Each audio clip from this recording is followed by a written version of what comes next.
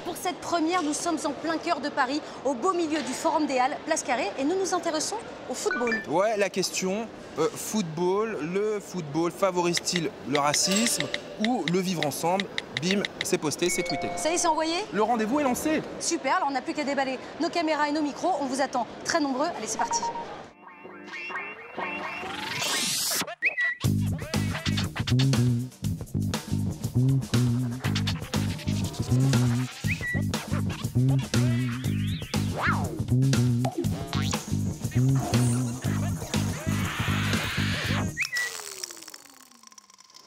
Flash Talk, c'est l'émission qui vous donne la parole en live, en bas de chez vous. Et en live sur les réseaux sociaux. Chaque mois, un sujet, un débat en place publique. Et aujourd'hui, nous sommes en plein cœur de Paris, Paname, place Carrée, un vrai carrefour transitoire de ce département, de cette ville, puisqu'ici, quotidiennement, transitent plus de 500 000 voyageurs, gare de Châtelet-Les Halles, mais aussi dans ce forum, plus de 150 000 personnes se promènent et vont venir assister à notre émission, j'en suis sûr. Ça fait combien à peu près en termes de stades? Ça fait beaucoup de stades, Valérie. C'est vrai.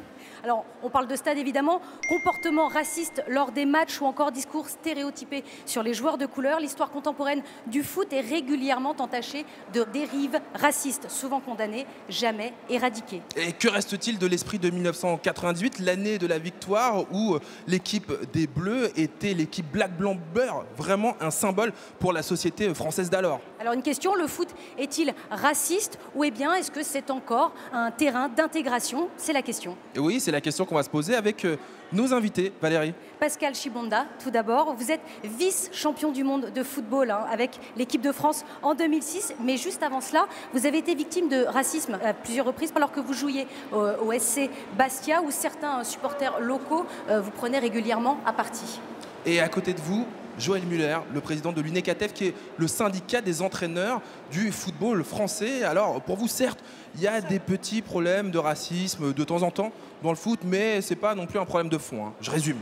Très bien. On en parlera tout à l'heure.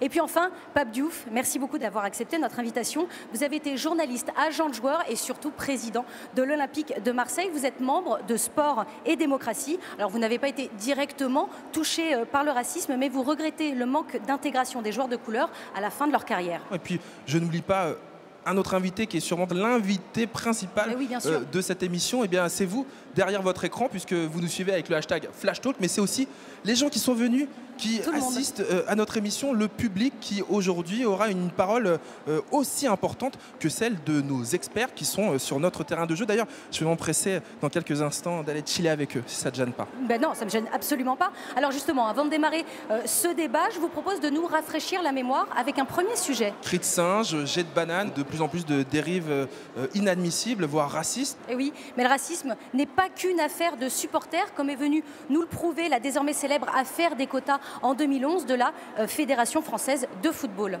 Et c'est un sujet signé Gabriel Lorne. Dernière affaire retentissante, celle dite des quotas. En avril 2011, Mediapart reproduit une conversation des dirigeants du foot français. Ils envisagent de limiter le nombre d'enfants noirs et arabes dans les clubs. Beaucoup de bruit, pas de sanctions et les champions du monde de 98 se divisent entre ceux qui soutiennent Laurent Blanc, sélectionneur des Bleus à l'époque, et ceux qui dénoncent un racisme structurel dans le foot français. Là, nous sommes en face de quelque chose qui est ouvertement raciste. Pourtant, certaines personnes ne le voient pas. Parce qu'en fait, ils ont peut-être peur de voir la vérité. Peur de voir la vérité. Autre champion de 98 engagé dans la lutte contre le racisme dans le foot, Thierry Henry. Dès 2005, il fait campagne pour briser le tabou. Stand up, speak up.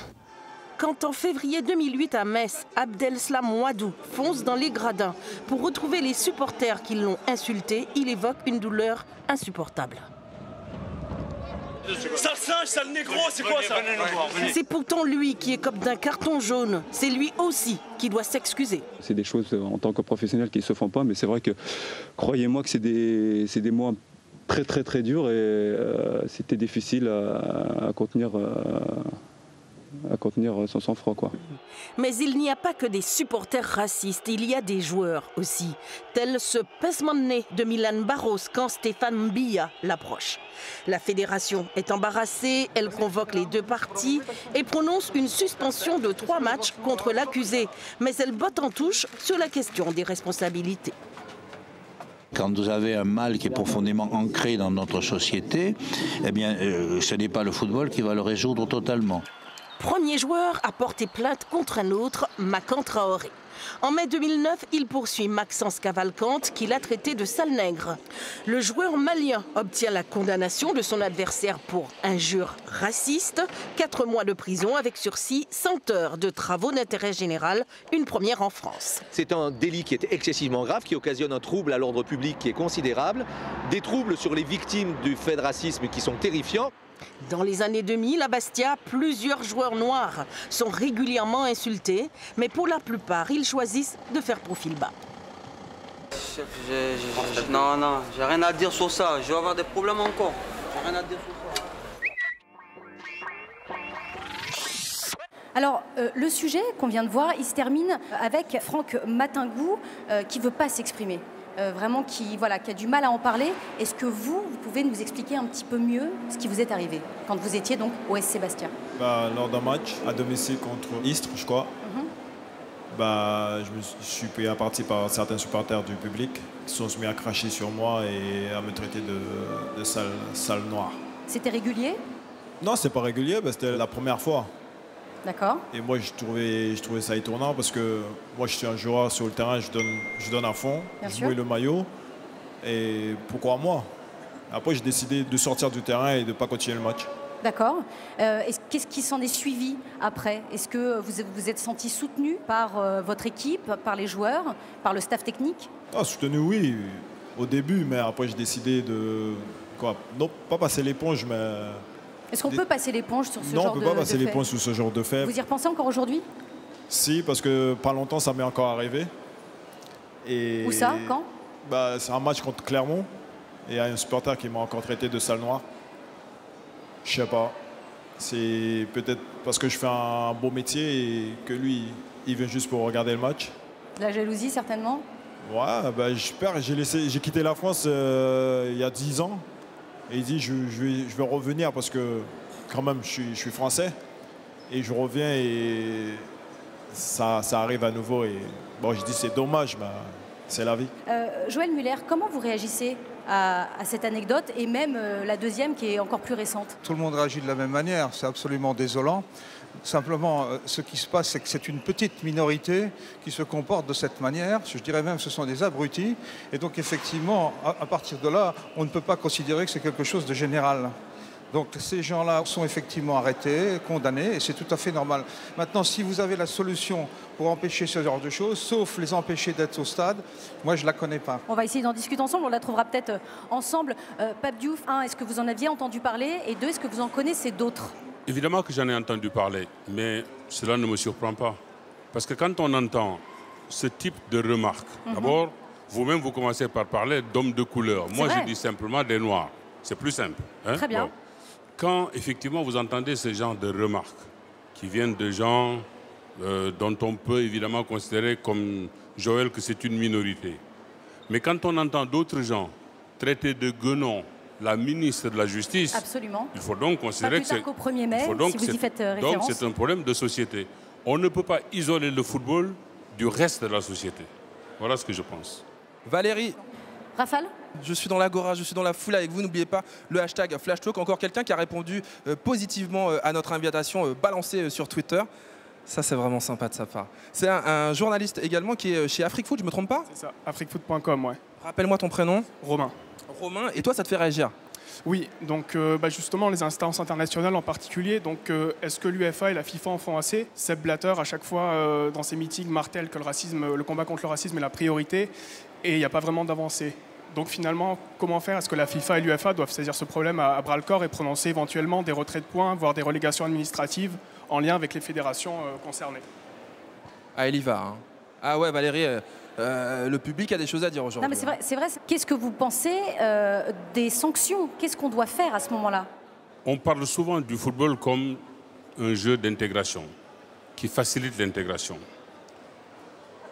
Pourtant, à la fin de leur carrière, le nombre de joueurs noirs, après une carrière bien remplie, qui sont devenus soit entraîneurs, qui sont devenus soit managers, qui sont devenus soit responsables, il n'y en a pas. Alors quand on me parle d'intégration, ça me fait sourire. Prenez les années de braise que la France a connues. Oui. La France avait bien besoin d'hommes à envoyer sur le front. En ce moment-là, on a bien été chercher des Africains, qu'ils soient du Nord ou du Sud, bien sûr, dans l'armée française. Absolument. Lorsqu'au début des années 60, quand la France a dû refaire son économie, quand elle avait besoin d'édifier son parc immobilier aussi, on a fait appel, une fois encore, à la main-d'œuvre venue d'Afrique essentiellement. Y a-t-il aujourd'hui des Noirs ou des Arabes qui sont à la tête d'une société du CAC 40? Il n'y en a pas. Y a-t-il aujourd'hui des Noirs ou des Arabes qui sont à la tête d'un corps de l'armée important? Il n'y en a pas. Qu'on arrête de me dire que le football est intégrateur, ce n'est pas vrai du tout. Le football utilise les joueurs parce qu'il en a besoin, et quand il n'en a plus besoin, il en fait comme des oranges pressées. Très bien. Raphaël. Me voici, mes chers amis, en direct, en live du public, avec une positive intervention. C'est Emmanuel qui avait absolument envie de dire quelque chose. D'où est-ce que tu viens, Emmanuel? De Gagny. Alors dis-moi tout. Qu'est-ce que ça t'inspire, ce débat? C'est un bon débat, mais ce que a dit M. Padiou, je le respecte éventuellement. Je suis aussi un footballeur amateur de Gagny. J'ai joué jusqu'à 46 ans, j'ai joué, et je joue encore. Ça conserve bien, hein, une équipe où, pour moi, la couleur, ça ne veut rien dire. On est 11, on joue au ballon, on se respecte mutuellement. Dans l'effort, pour gagner un match ou quand on le perd, on est soudés. Et pour moi, il faut faire la part des choses entre tout ce qui est politique, tous les préjugés qu'on a, et le sport. Pour moi, un joueur n'a pas de couleur. On est tous pareils, on joue à 11, on fait l'effort, et c'est vrai. Je le pense franchement. Tous les dimanches, je joue avec des gens. Vous avez le droit de le penser, mais c'est totalement faux. C'est tout le monde devrait penser. Ouais. Politique, argent et tout ça, c'est ce qui un peu dénature le football. Ça, c'est des idées mal reçues, cher monsieur. Ce sont les idées mal reçues. Je vais vous dire une chose. Vous savez, quand effectivement dans le football, vous avez Marcel Desailly, vous avez Thuram, vous avez Zidane. Si vous ne les prenez pas, vous perdez vos matchs. C'est sûr et certain. Mais parce que ce sont de bons joueurs, avant d'être des joueurs parce que c'est les meilleurs. Issus de la diversité. Parce que c'est les meilleurs. Mais une fois leur carrière terminée, quand il faut prendre des entraîneurs, je crois que Zidane, là, on revient aux normes de la société. Là, on prendra Blanc. Là, on prendra Deschamps. Mais on va oublier Desailly. Voilà la réalité. Joël Muller, une réaction à ce qu'on vient d'entendre? J'ai beaucoup d'estime pour Pape Diouf, mais je ne partage absolument pas ses propos. Expliquez-nous. Pourquoi? Parce que je trouve que ce genre de choses divise la société plutôt que la rassembler. Quand on évoque la fin d'une carrière d'un joueur professionnel, vous prenez ceux qui ont gagné la Coupe du Monde 98. Sur les 22 ou 23, il y en a 6 qui sont devenus entraîneurs. C'est vrai. Il y en a 8 qui sont devenus consultants. Expliquez-moi pourquoi ils préfèrent être consultants qu'entraîneurs. Aujourd'hui, des garçons de talent, comme Lilian Thuram, comme Desailly, n'ont pas choisi la carrière d'entraîneur. Alors qu'il faut des exemples de cette nature. Moi, je vais faire un retour historique aussi sur les joueurs. Bien sûr. Pourquoi Bell ne s'est pas tourné vers la carrière d'entraîneur? Pourquoi Mila ne s'est pas tourné vers la carrière d'entraîneur? Si Bell s'est tourné vers la carrière d'entraîneur, il n'a pas été pris. Je termine. Vous écoute, monsieur Maintenant, Miller. plutôt que dire il n'y a pas beaucoup, puisque c'est évoqué d'entraîneurs dans le haut niveau, alors on pose des causes, on dit pourquoi. On cherche des hypothèses, et l'hypothèse que l'on trouve, c'est le racisme. Pourquoi devient-on entraîneur? Qu'est-ce qui permet d'être entraîneur? Quelle est la carrière d'un entraîneur? Et comment peut-on arriver au haut niveau? Ça me semblerait beaucoup plus cohérent et beaucoup plus juste. Le compte est fait. Seul Antoine Comboiré à Lens représente la diversité chez les entraîneurs. Il y avait bien Claude Makelele à Bastia en début de saison, mais il a été limogé faute de résultats. Et en Europe, ce n'est pas mieux, voire pire, aucun entraîneur noir recensé dans les grands championnats. Alors, est-ce qu'il y a un problème avec les entraîneurs de couleur? Dit Coche, c'est imaginer coach d'une équipe qui inverse les rôles habituels. Regardez. Le football n'est pas épargné par le racisme. Les instances peinent à trouver des solutions et les actes de racisme se multiplient dans les stades. Dernier incident en date, le dérapage de Billy Soignon, entraîneur du FC Sucy, équipe essentiellement composée de joueurs blancs. Bien sûr, l'avantage du joueur blanc, c'est qu'il est technique. Il ne coûte pas cher et en plus de ça, il ne sait pas danser. Donc fini les virées nocturnes là pour aller faire les cons avec les copines en boîte là. C'est fini ça. Mais qu'est-ce qu'on a à foutre de la technique? Des blancs, j'en ai plein dans mon équipe. Alors certes, certaines sont techniques, hein, mais ils ne savent pas courir, ils ne savent pas sauter.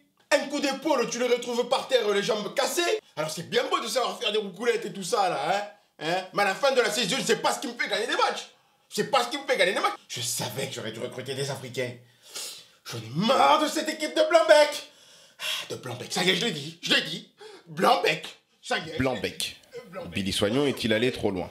La fédération réagit et condamne fermement les propos de l'entraîneur. C'est pas bien. En marge de ces résultats catastrophiques, le FC Sucy a vu naître dans ses tribunes le premier groupe d'hooligans noirs. Retournez chez vous, en Antarctique, à Blanc-Bec. Non mais... Parce qu'ils nous y respectent pas en fait. Ça le problème, c'est que pendant que nous qu'on fait les matchs, tout le temps qu'ils nous balancent des glaçons et de la mayonnaise. Et ça c'est pas bien ça. Ça c'est pas bien. Mais t'inquiète même pas. La retourne elle va tourner un jour, tu vas voir. T'inquiète pas. Oh!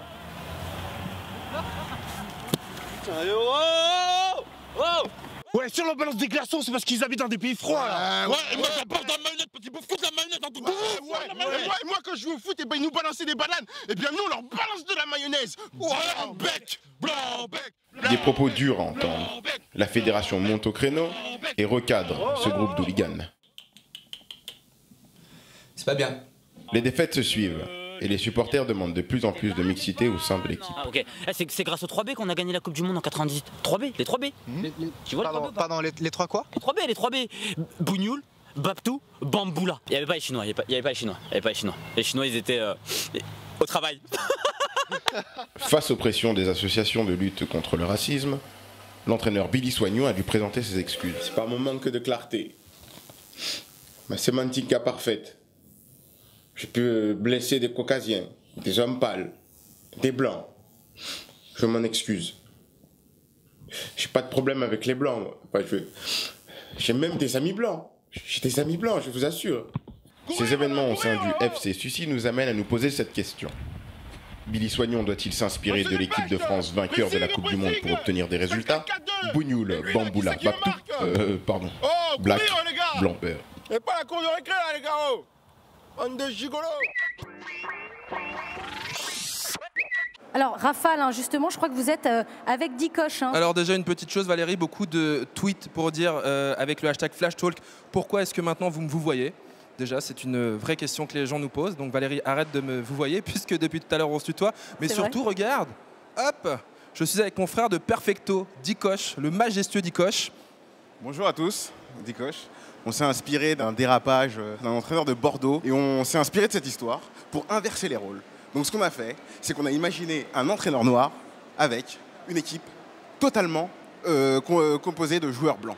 Et voilà. Si vous avez envie de revoir cette vidéo, ça se passe sur le site de François, aussi sur nos réseaux sociaux, notre page Facebook, FlashTalk, hashtag FlashTalk. À vous Valérie. Pape Diouf. Quand l'affaire des quotas s'est déclenchée, oui. Pourquoi une telle affaire a pu se déclencher? Si comme ça aurait dû être, s'il y avait des Noirs et des Arabes dans la salle de délibération ce jour-là, jamais le problème des quotas n'aurait été à ce point développé, ce problème n'aurait jamais existé. Ce qui veut dire que si dans le milieu du football, dont Joël nous dit que ce milieu-là n'exclut pas, ce milieu-là ne trie pas, si dans ce milieu-là, on avait aussi des Noirs, on avait aussi des Arabes, et non pas de me citer toujours de Saï et Thuram qui ne sont que des exceptions très notables. Alors, qu'on arrête de nous faire croire au Père Noël. De toute façon, le football français, il n'y a pas besoin de grosses démonstrations. Il suffit de le regarder pour voir et comprendre que une certaine catégorie de joueurs sont totalement exclus des postes de responsabilité et des instances de décision. Ça, c'est la réalité. Tout le reste, c'est de la littérature. Rafale. Ma chère Valérie, oui. Je rappelle évidemment aux gens qui nous regardent derrière leurs écrans que ça se passe sur le hashtag FlashTalk. Vous pouvez tweeter, poster, snapchatter, périscoper autant que vous voulez, comme les gens qui composent ce public et qui interviennent. C'est ça l'originalité de cette émission. Ici, tout le monde peut intervenir, comme Naïma, qui est avec moi, qui m'a demandé la parole. Naïma, tu viens d'où? Je viens de Saint-Ouen. Saint-Ouen, ok. Dis-moi ce que tu avais envie de dire, rebondir sur le débat? Oui, je voudrais rebondir sur le débat parce que moi j'ai grandi avec les mecs du Red Star en fait. Donc il y a un club populaire de Seine-Saint-Denis. J'ai cru que tu voulais te la péter. Ouais, j'ai grandi avec des footballeurs, ok. Le club de Saint-Ouen, ouais. Entre autres, ouais. Et du coup, c'est vrai qu'on a vu un club populaire à une époque où il devait monter en D1, complètement se désagréger, perdre son centre de formation et détruire des vies, clairement. C'est un facilitateur d'intégration, mais ça n'en est pas le seul outil dans une société. Et c'est vrai que vous avez raison, quand on voit la façon dont on traite les travailleurs immigrés aujourd'hui, on n'est pas que des Noirs et des Arabes ici en France, mais il faut aussi qu'on arrête, nous, de se complaire dans ces cases-là et montrer qu'on est capable de bien mieux que cette grille de lecture-ci, en fait, je pense. Merci Naïma. Alors, est-ce que vous avez l'impression, vous, que vous avez quand même connu des équipes avec qui ça se passait très très bien et d'autres avec qui ça se passait moins bien? Non, j'ai jamais eu de problème avec mes coéquipiers. Ça s'est toujours bien passé. Mais après, sur le terrain, on sait ce qu'on vaut, on sait pourquoi on est là. Mais après, je pense pas qu'entre joueurs, peut-être, oui, ça se passe, mais peut-être pas tout le temps. Mais c'est plus extra sportif. Quand vous voyez les exemples, je ne pense pas qu'à vous, des exemples en Italie notamment et dans d'autres pays d'ailleurs, qu'est-ce que ça vous évoque? Ça vous rappelle toujours ce que vous avez vécu ou vous vous dites que vraiment le milieu du foot est raciste? Non, il n'y a pas que le milieu du foot qui est raciste. Mais après, dans le foot, c'est sûr, en Espagne, en Italie, c'est pas pareil. Moi, j'ai vécu en Angleterre. Ça fait 10 ans que je vis en Angleterre. Les gens sont plus ouverts là-bas? C'est plus ouvert et moi, j'ai jamais connu de racisme. J'ai jamais été sifflé sur un terrain. On m'a jamais traité de sale noir. Est-ce que c'est quoi? C'est propre à la société française? Non, c'est pas propre à la société française, mais comme on dit, c'est partout. En Espagne, on le voit quand les gens ils envoient une banane sur le terrain. En Italie, où des cris de singe. Mais je pense qu'il n'y a pas assez de sanctions. Moi, si c'est moi, je pense que les supporters de l'équipe qui font des cris de singe, moi, je pense que tous les matchs, j'ai fait à huis clos. Pas de supporters pour toute la saison. Ça peut être une solution. Valérie, comment tu t'appelles? Thomas, tu viens d'où? De Paris. Ok, et toi, ça te fait réagir tout ça? Oui, ça me fait réagir. Comme souvent, quand on parle de racisme dans le football, on pointe tout d'abord les supporters. On pointe les cris qu'on entend dans les stades. Bien évidemment, ça fait partie du racisme, mais souvent le problème est plus global. Et je pense qu'il y a bien aussi des grandes instances qui gouvernent le football mondial au niveau de la FIFA avec Sepp Blatter qui est quand même relativement inactif sur le sujet, au niveau de l'UEFA avec Michel Platini, et même au niveau des fédérations nationales. En France, on a vu l'affaire des quotas. En Italie, on a Carlo Tavecchio qui est président de la fédération et qui tient des propos racistes. Et voilà, c'est à tous les échelons et pas seulement au niveau des supporters et des fans de foot qui souvent sont là pour soutenir leurs joueurs, mais également au niveau des instances et aussi également au niveau des clubs. Est-ce que les instances, je m'adresse à vous, Monsieur Miller, n'en font pas assez? Les instances officielles. Ça veut dire quoi de pas faire assez? Ce qui me chagrine fortement, c'est qu'on dise le football est raciste. Non, le football n'est pas raciste. La société, comme je vous l'ai dit tout à l'heure, chez certains l'est, mais pas le football. Alors qu'on arrête toujours dans d'autres sports, il y a aussi des problèmes, on évoque toujours le football. Alors, pourquoi? Parce que c'est surmédiatisé? Tant mieux, c'est profitable au football. Mais le football est responsable de tout quand les choses ne vont mal. Les instances du football font ce qu'elles doivent faire par rapport aux sanctions et les gens qui insultent les joueurs sont sanctionnés, même suspendus, parfois à vie. Bon, voilà. Donc c'est rare, non? Si, ça arrive, effectivement. Alors ensuite, Pascal parlait de l'Angleterre, où on dit effectivement il y a moins de formes de racisme, en tout cas concernant les joueurs. Mais en Angleterre, sur 92 clubs professionnel, il y a 3 entraîneurs de couleur. Donc le problème est le même. Donc je veux dire, c'est pas quelque chose qui traite uniquement à la France. Pape Diouf. Joël a parlé de l'estime qu'il a pour moi, je pense avoir la même pour lui. Sauf qu'il est institutionnel et entre lui et moi, nous ne pouvons pas dire la même chose. Parce que vous ne vivez pas les mêmes choses sur le terrain? Parce que simplement, je regarde la situation différemment de lui. J'essaie de la regarder de manière beaucoup plus objective, effectivement. C'est mon sentiment. Je crois que le fond du problème est de se demander simplement pourquoi aujourd'hui il y a ce que je peux appeler des dérapages.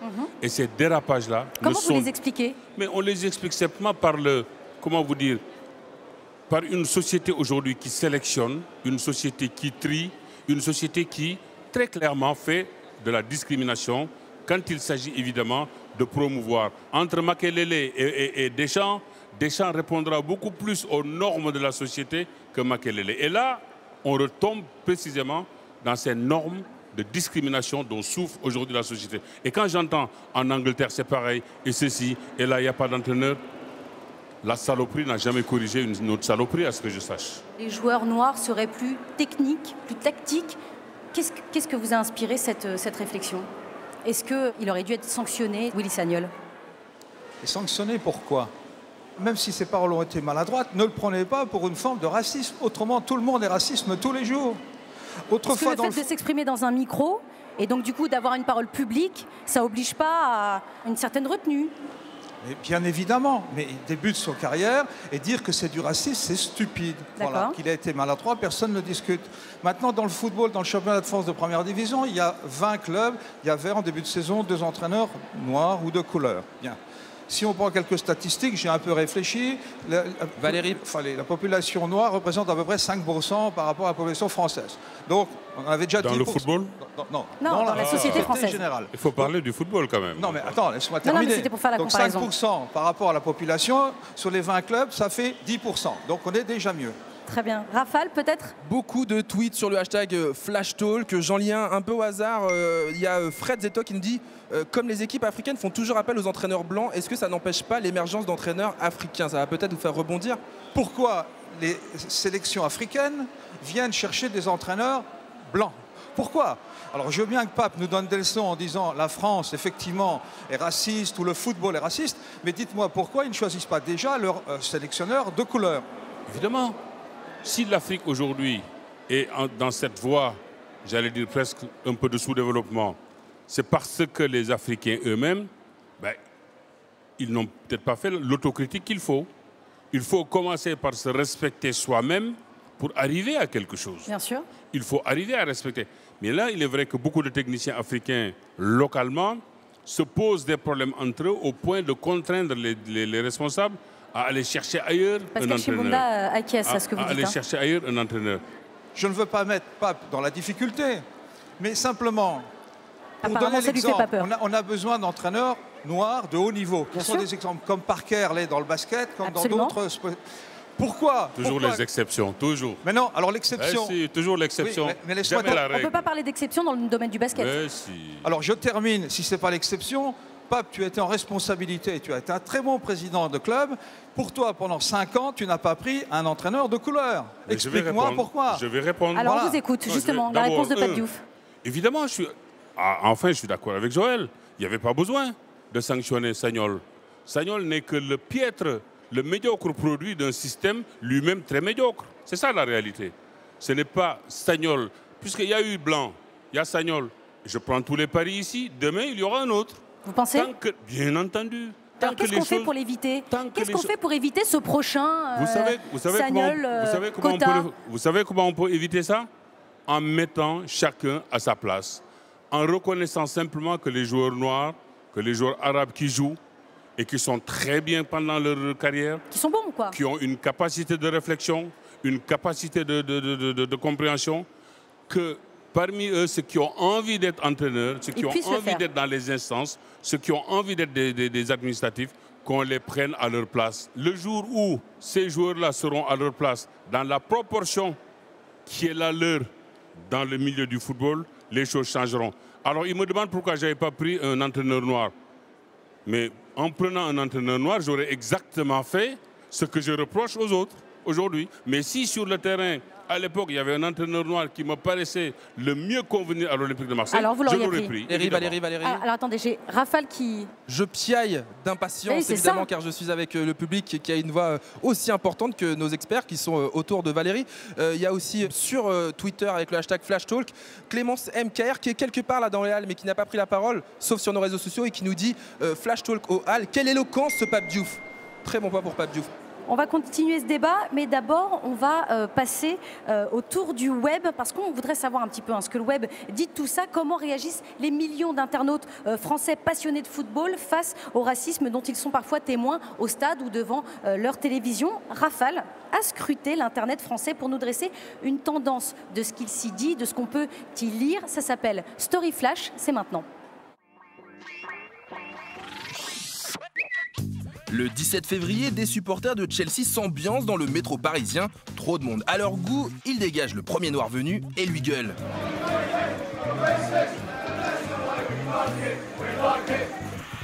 La vidéo flirte rapidement avec les 950 000 vues et suscite de nombreuses réactions, comme celle de Scap Désinvolte.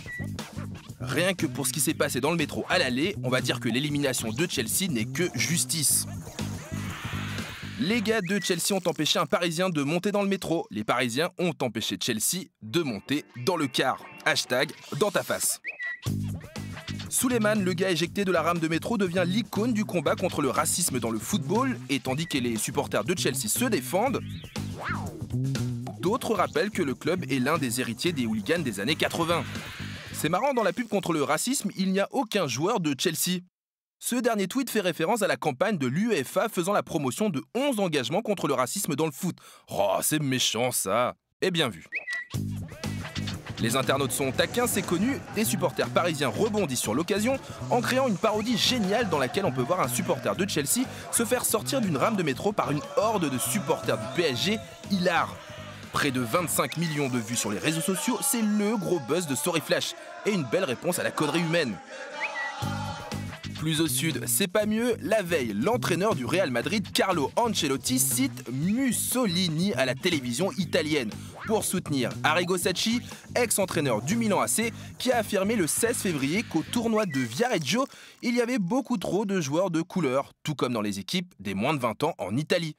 Donc si t'es jeune et que tu veux jouer au foot, un bon conseil, évite ce pays.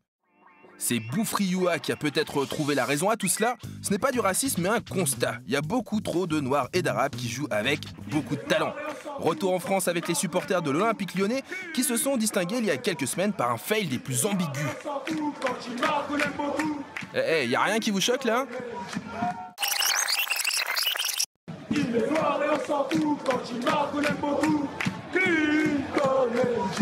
Oh oui, on l'aime beaucoup, Clinton J, joueur camerounais, victime de racisme banalisé.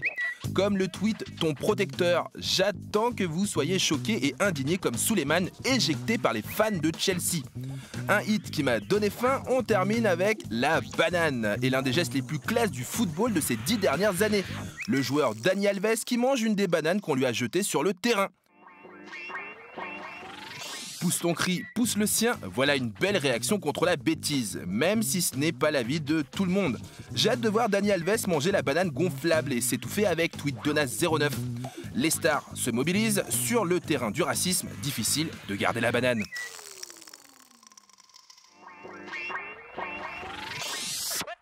Voilà, c'était Story Flash. Alors, Rafale, tu es accompagné d'une jeune fille. Oui, hashtag Flash Talk, le débat se passe aussi sur les réseaux sociaux.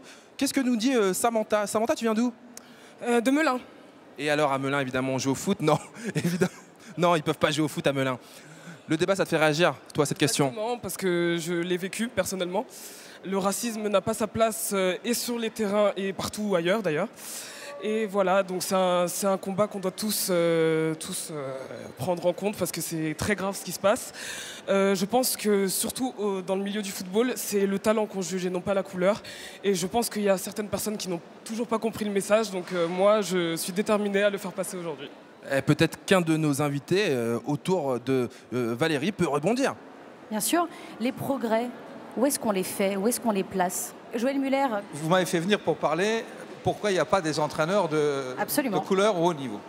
Pour être entraîneur, il faut déjà une vocation, une envie. Il faut passer des diplômes.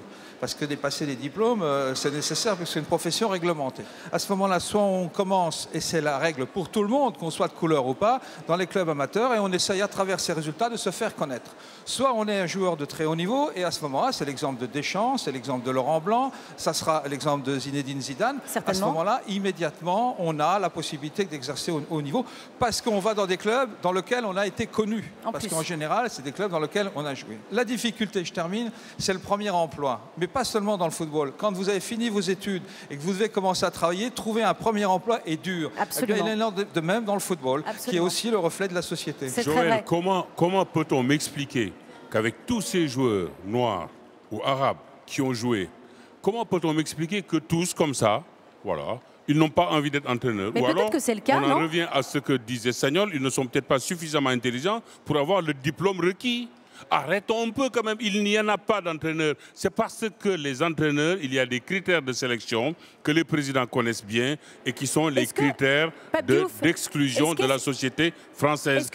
Chez les footballeurs, c'est différent. Zidane est le plus fort, on le prend. Est-ce que c'est pas aussi une question de qualité de carrière? C'est-à-dire qu'on préférera peut-être faire autre chose que d'endosser la vie d'entraîneur, parce que c'est compliqué d'être entraîneur. Zidane, on le prendra, De Sailly, on le prendra. Mais pour un Zidane ou pour un De Sailly, combien de joueurs noirs ou arabes ont fini leur carrière, ont exprimé le désir de vouloir être entraîneur et qui ne le sont pas devenus? Par contre, vous savez ce qu'il faut faire. Et c'est le hashtag FlashTalk. Il y a plein de tweets. On y reviendra tout à l'heure pendant l'émission. Il y a aussi des gens dans ce public, vous vous rappelez, dont la parole est aussi importante que nos experts qui sont face à Valérie. Il y a par exemple Anne qui est ici. Anne, d'où tu viens? Moi, d'où je viens, je suis Lorraine. Ouais, non mais tu habites où? Elle a cru qu'elle était dans un plan drague. Attends, Lorraine. Hey, Anne, alors, où est-ce que tu habites? Ici, les Moulineaux. Très bien. Et toi aussi, tu avais envie de dire quelque chose? Oui. Avant, j'étais Lorraine, j'habitais Metz. Et j'aimerais juste que Joël Muller puisse m'ôter un doute que j'ai eu un moment suite à des allégations qui ont été avancées dans les médias. J'ai entendu qu'il n'y avait pas beaucoup de joueurs noirs à Metz parce que l'entraîneur préférait des joueurs blancs. Et j'aimerais beaucoup qu'ils me disent que ce n'était pas fondé. Ah ouais, parce que là, on est sur de grosses accusations. Valérie, il faut que tu les cuisines, là. Hein. Alors, Joël Muller, votre réponse? Qu'est-ce que vous voulez que je réponde à... On m'a aussi dit que j'étais trop défensif et pas assez offensif. J'ai été entraîneur à Lens et nous avons joué un match où il y avait 10 garçons de couleur et un blanc, c'était Morera. Donc je pense que ça suffit pour donner une réponse. Donc, sur ce plan-là, je répondrai évidemment. Je pense que c'est une accusation qui ne tient pas la route, puisque quand on connaît Joël Muller et sa carrière, on ne peut pas lui faire, je dirais, ce genre de procès. Reproche. Évidemment. Bon, ça... Quand on cherche des entraîneurs, quand on auditionne des entraîneurs, est-ce qu'on ne devrait pas intégrer une forme de quota à la diversité, s'obliger à auditionner un entraîneur noir, un entraîneur caucasien, un entraîneur européen, etc. Vous parlez d'Aaron Errol aux États-Unis. Quand on commence à être obligé de réglementer, à mon avis, on se trompe. D'une part, parce que si on dit vous devez convoquer tant de personnes de telle nationalité, de telle couleur, le dirigeant, et pas par raison, s'il a envie de prendre tel, il les recevra par politesse, il appliquera la loi, mais il choisira quand même. Donc je ne crois pas que ce soit une bonne solution. En tout cas, ce n'est pas là où est le problème. Le problème, c'est effectivement de persuader les décideurs. Et je vais vous donner l'exemple, puisque vous avez parlé des institutions tout à l'heure, qui est notre syndicat. Oui. On a à peu près 800 entraîneurs. Bien. Sur les 800 entraîneurs, il y en a à peu près 30 à 35 de couleurs qui sont adhérents. Tous les 4 ans, il y a des élections. C'est élection libre. On peut avoir 20, 25 candidats, 30 candidats. Il y en a 20 d'élus. Eh bien, pour élire le président du syndicat. Pour être au comité et être président, effectivement. Eh bien, on a très peu de femmes et pas de garçons de couleur. Si demain, l'un ou l'autre se présente, je ne vois pas pourquoi il ne serait pas élu. Et s'il n'était pas élu, là, effectivement, se posait la question de savoir quelles sont les raisons, quelles sont les causes. Alors, s'il y en a qui sont, je fais un appel, s'il y en a les élections l'année prochaine, s'il y en a qui sont intéressés, on les accueillera. À bras ouverts. Il y aura les élections normalement et librement. Pascal, alors moi, je voudrais revenir sur votre carrière et les suites de votre carrière. Donc, vous nous disiez que vous aviez très envie de devenir entraîneur. Oui, je vais passer mes diplômes et... À partir de quand? Au mois de novembre. C'est vrai? Au mois de novembre. On croise les doigts pour vous alors? Oui, j'espère l'avoir. Je vais réussir comme entraîneur. Je vais apporter ce que beaucoup d'entraîneurs m'ont apporté. Et alors, quand vous entendez justement, alors là pour le coup on a vraiment 2 sons de cloche différents. Joël Muller qui nous dit que ce concours est ouvert à n'importe qui et Pape Diouf qui a un peu plus de réticence là-dessus. Qu'est-ce que ça vous fait? Ça vous décourage pas un peu? Non, ça me décourage pas. Moi je veux y aller et je veux prouver et je veux entraîner au haut niveau et je pense que j'ai les capacités pour. Je voudrais revenir sur ce qu'on disait au tout début de l'émission. Pourquoi vous n'avez pas porté plainte contre ces supporters du SC Bastia? Même ne serait-ce que pour le geste. J'ai porté plainte contre X. Vous l'avez fait. Et le club, ils ont dit ouais, on te soutient, et à la fin, il n'y a rien eu. Je crois que, de mon point de vue, il y a simplement aujourd'hui un changement de mentalité qui s'impose, une sorte de révolution dans les têtes, d'admettre qu'il faut considérer les gens selon leurs capacités, selon leurs possibilités. si les circonstances ne m'avaient pas propulsé comme président de l'Olympique de Marseille, jamais on n'aurait su quand même, malgré tout, qu'un noir peut quand même être président d'un club en France, et pas n'importe lequel des clubs. Sans ces circonstances-là, jamais on ne l'aurait su. C'est ça. Alors, si parfois j'ai l'impression effectivement de ne pas être d'accord avec Joël, c'est parce que l'erreur que Joël commet, c'est de penser que tout le monde dans le milieu est comme lui, réagit comme lui, a les mêmes convictions que lui. Mais c'est peut-être sous l'impulsion de ce type de personnalité. C'est ce qu'il pense aussi. Qu'on peut changer les choses.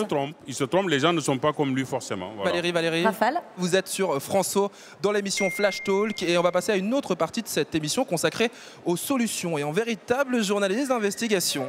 Valérie Brochard, juste derrière moi, est allée s'immiscer dans un entraînement d'un club particulier dans le 20e arrondissement de Paris, les Panam Boys United, qui, eux, ont décidé de lutter activement contre toutes les discriminations, qu'elles soient sexuelles ou ethniques. Bon, je te le dis Valérie, hein, la sélection en équipe de France, c'est pas pour demain. Mardi, 20h, rendez-vous dans le 20e arrondissement de Paris pour l'entraînement des Panam Boys United, le club de foot de toutes les différences. Aucune distinction de couleur, de religion ou de préférence sexuelle, mais une seule consigne, mettre des lacets arc-en-ciel sur ses crampons, symbole de paix et d'ouverture.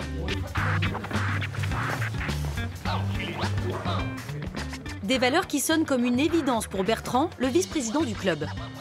Est-ce que tu peux me réexpliquer la naissance, la création de cette équipe ?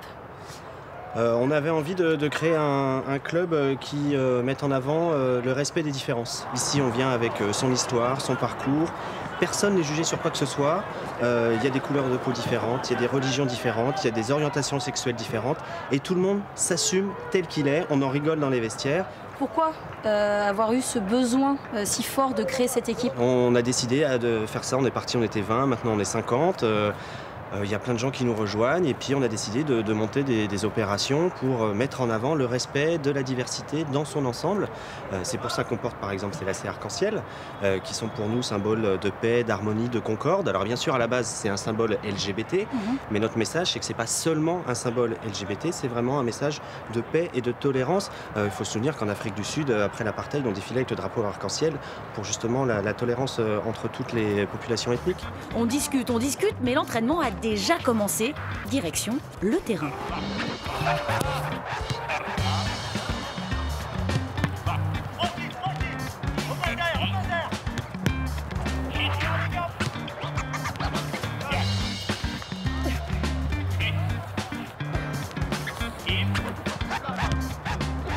Pas facile de lutter contre toutes les formes de discrimination. Pour Léo, joueur numéro 20, les insultes sont présentes sur la pelouse comme dans les tribunes.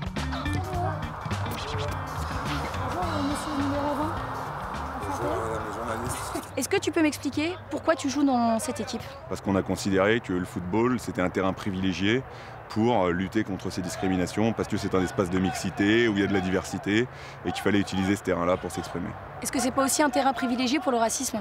Si, forcément. Nous, on le voit assez régulièrement. On joue le vendredi sur des terrains en banlieue, parfois dans des quartiers un peu difficiles. Il y a des mots qui s'échangent, qui sont des mots de violence, des insultes, des propos racistes, ça arrive. Des propos homophobes, on en avait connu par le passé. Est-ce que tu parlerais même d'une recrudescence de ce type d'événement ou pas plus, pas moins qu'avant ? Les terrains de sport sont des lieux où il y a particulièrement beaucoup de violence ou en tout cas de propos insultants et c'est vrai qu'il y a besoin mais véritablement de mettre de l'espace et de l'ordre là-dedans. Voilà. C'est quoi le prochain match ? On a un match vendredi contre l'équipe de L'Oréal. Vous allez les défoncer ? Il faut parce qu'il y a la montée qui est en jeu là. Donc, D'accord, ok, très bien. Merci beaucoup Léo. Merci. On te laisse continuer l'entraînement. Bonne soirée.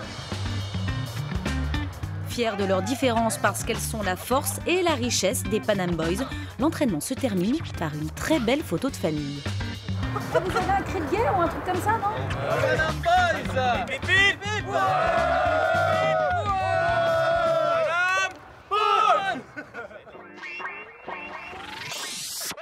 Alors, on vient de le voir dans ce sujet, il y a des bonnes initiatives. Ça existe aussi des équipes qui se créent justement sur l'idée de lutter contre les discriminations. Est-ce que c'est bien de faire ça ? Est-ce que c'est une bonne initiative, Pape Diouf ? Moi, personnellement, j'en doute. on peut être contre la discrimination, on peut être contre le racisme, on peut être un opposant, on peut être un résistant à tout, mais je crains que ce genre de regroupement sous forme de minorité n'appelle qu'à des commentaires communautaristes. Et à partir de là, effectivement, mais le remède peut être pire que le mal. C'est le sentiment qui est le mien. Rafale. Vous êtes dans Flash Talk, c'est l'émission de débat qui se passe en bas de chez vous, aussi sur les réseaux sociaux avec le hashtag Flash Talk. Alors ça s'échauffe sur notre terrain de jeu, mais aussi autour de ce terrain, puisque le public a envie lui aussi de dire ce qu'il en pense. Il y a Abdellah par exemple. D'où tu viens, Abdellah? De Pau. De Pau, justement. Voilà, on voyage un petit peu. Et toi, t'es fâché là? Je suis très fâché en fait. Parce qu'on parle du football professionnel, mais on ne parle pas du petit, très très petit niveau. Donc moi je viens de Pau, donc petite ville. Et quand on allait à l'époque jouer dans les villages, où forcément il n'y avait pas de noirs, je peux vous dire qu'on se faisait insulter au bord des terrains. Et la base du racisme, elle est là. Le football, c'est le reflet de la société. Tout simplement. Tout simplement. Quand la société va mal, ben on le voit sur le terrain. Tout simplement. Pourquoi? Parce que, par exemple, France 98, si on prend France 98, ben on était tous des frères. À part que les mêmes personnes qui sont venues faire la fête dans la rue, c'est les mêmes qui ont voté pour le FN il n'y a pas longtemps. Donc arrêtons un peu cette hypocrisie. C'est de l'hypocrisie, tout simplement. Merci Abdellah. Issa, tout à l'heure, tu me disais que le parcours de réussite aujourd'hui d'un jeune de quartier, d'un jeune de couleur, c'était le foot. C'est clair, c'est les rares modèles de réussite professionnelle. Et je pense que ça aussi, je ne suis pas sûr que ce soit une très bonne chose d'avoir comme seule horizon de réussite la carrière de footballeur professionnel. Et à côté de ça, creuser du racisme, oui, particulièrement pour le football professionnel. Mais à côté de ça aussi, terrain du vivre ensemble. Pourquoi? Au niveau du football amateur, au niveau des petites générations, etc. C'est vraiment des moments très très formateurs dans le vivre ensemble, dans la citoyenneté, etc. Merci les gars, d'accord, pas d'accord, hashtag Flash Talk sur nos réseaux sociaux. Alors, notre ami qui vient de parler là a sans doute raison quand il dit que le football permet cette réunion, permet cette communion. J'allais y venir, c'est quand même un sacré facteur d'intégration. Parce que je l'ai dit à un moment donné, le talent, on ne peut pas lui tourner le dos. Quand un noir ou un arabe est très fort sur un terrain, on le prend. On est d'accord. Mais quand il faut prendre un entraîneur, là, c'est différent. Vous me parliez des entraîneurs, mais moi, ce qui m'intéresse, au vu de ce qu'on vient d'entendre, c'est vraiment le foot amateur. Comment, aujourd'hui, le foot amateur, pour ces gens qui n'ont pas envie forcément de devenir de grands professionnels, de grands dirigeants, de grands entraîneurs, mais simplement, est-ce qu'aujourd'hui, sur le terrain en France, on peut considérer encore que le foot est un lieu d'intégration, où tout le monde se mélange, le boucher, le charcutier, et c'est ça aussi le foot. Joël Muller. Oui, juste une remarque avant. Tout à l'heure, on a constaté que s'il y avait du racisme dans le football, ça pouvait être le reflet de la société. Ouais. Ça peut être le reflet d'une minorité de la société. Parce que la France n'est pas raciste. Donc j'insiste et je le répète. Parce que je dis ça nuit à la cohésion. Maintenant, le football amateur. Le football amateur, c'est plus de 2 millions de licenciés. Et oui, il faut le rappeler. Il y a plus de 2 millions de licenciés qui, toutes les semaines, se retrouvent sur le terrain, dans les vestiaires, aussi bien qu'ils ont 6 ans jusqu'à 40 ou 45 ans. Franchement, s'ils ne se plaisaient pas à jouer ensemble, à vivre ensemble, ils ne feraient pas du football. Ils resteraient chez eux, ils feraient autre chose. C'est qu'effectivement, les gens sont heureux de se retrouver, de prendre du plaisir, et comme vous le dites, pas parce qu'ils veulent faire une carrière professionnelle. Simplement pour jouer ce que... Pour être ensemble et vivre ensemble. Et je terminerai sur ça. Quand vous êtes jeune et que dans un vestiaire, vous côtoyez des garçons de toute couleur, de toute origine, de toute religion, eh bien, vous ne pouvez pas être raciste 20 ans plus tard. Et quand on a été à l'école ensemble, qu'on était assis sur les mêmes bancs, ça revient au même aussi, non? Alors, ça revient au même. Non. Vous pensez pas, Pape Diouf, que justement c'est un peu l'école de la vie, l'école du foot? Non, mais le sport, l'école de la vie. Bien sûr. Vous savez, on apprend à côtoyer les autres, on apprend à se passer la balle, on apprend à dribbler. Oui, comme à l'école, on apprend à parler latin, à faire grec, à faire mathématiques, à faire français. C'est pas tout à fait la même chose. On joue collectif sur le terrain. Moi à l'école, je pense. Faut pas se leurrer. Juste une nuance. À l'école, on est obligé d'y aller. Dans le football, on y va par plaisir. Exactement. Par bonheur. C'est tout à fait quand même différent. Valérie. Alors, à rafale. On rebondit aussi sur le reportage qu'on vient de voir avec notre camarade. C'est quoi ton prénom? Pierre. Pierre, tu viens d'où toi? De Metz. Alors, il y a une initiative aussi que tu avais envie de mettre en valeur? Ouais, donc le football est en relation avec la société, donc. Et on peut voir ça par exemple en Biélorussie. Donc il y a bien sûr du racisme, mais aussi des clubs antifascistes comme le Partizan de Minsk, qui est donc dans un pays assez compliqué, la Biélorussie, dernière dictature d'Europe, et qui se bat chaque jour pour faire valoir leur vision de la société et du football avec un combat contre le racisme à travers le football et à travers les tribunes, quoi. Et donc dans des pays d'Europe de l'Est, il n'y a pas que du racisme, parce qu'on peut souvent l'entendre, mais il y a aussi des combats, on va dire, nobles. Bah, évidemment. Est-ce que, Pascal Chimbonda, vous espérez, vous croyez en ce football mondial? On ne parlerait plus jamais ni de couleur de peau, ni d'origine. Vous êtes plutôt pessimiste? Ouais, je suis pessimiste. Ça s'arrêterait jamais. Ça s'arrêtera jamais pour vous? Jamais. Qu'est-ce qu'on peut faire pour quand même essayer de changer les choses? Qu'est-ce qu'on peut faire? Je me pose la question aussi. Comme je dis, ça s'arrêtera jamais. Oh, on espère quand même. Pape Diouf, vous avez bon espoir? Moi, j'ai bon espoir, non pas en me tournant vers le football, mais simplement en me tournant vers la société. Le jour où la société sera plus égalitaire, le jour où elle sera plus généreuse, le jour où elle sera moins dans le tri, dans l'exclusion. Mais est-ce que le foot ne peut pas donner l'exemple? Aussi. Le foot qui est tant regardé, qui est tant suivi par des millions de Français. Ne responsabilisons pas trop le foot. Le foot n'est qu'une activité parmi d'autres. Joël Muller, vous êtes d'accord aussi avec ça? C'est l'activité en France qui est la plus nombreuse, qui apporte le plus de plaisir. Donc voilà, alors, apparemment, travaillons Joël tous, Muller, vous êtes travaillons coupé tous par ensemble. Bien sûr, par un joueur. Je suis plus en état de jouer, moi. C'est vrai? Ouais, ça je sais faire, c'est bon.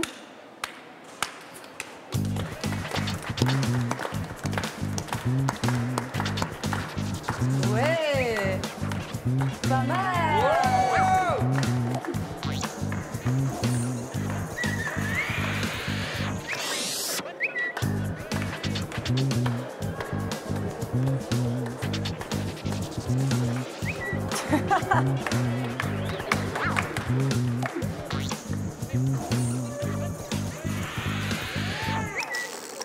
Mesdames et messieurs, je crois que ça mérite des applaudissements, s'il vous plaît, le public de Flash Talk. Attention, hein, fierté nationale, voici Moss qui est champion de France de freestyle foot, 3e au championnat du monde. Merci vraiment d'être avec nous. C'est normal, c'est normal. En fait, t'es un de mes followers, c'est ça. C'est toi qui me suis. Arrête, s'il te plaît. Dis-moi, toi, t'as une histoire particulière avec le ballon? J'ai réussi à faire partie d'une des meilleures équipes de freestyle. Chez nous, il n'y a pas de racisme dans le freestyle. Tout le monde est égaux et c'est plutôt cool. Applaudissez encore une fois Wassim, s'il vous plaît. Moss Wassim, merci beaucoup. C'est très fort. Ah ouais. Eh bien merci beaucoup messieurs, c'est déjà la fin de Flash Talk, mais on vous donne rendez-vous sur François pour un prochain numéro. Évidemment, le débat continue sur le hashtag Flash Talk, l'émission qui est en bas de chez vous, elle est juste là. Restez bien avec nous, restez sur François. Bien sûr. Salut Valérie. Salut Raphaël.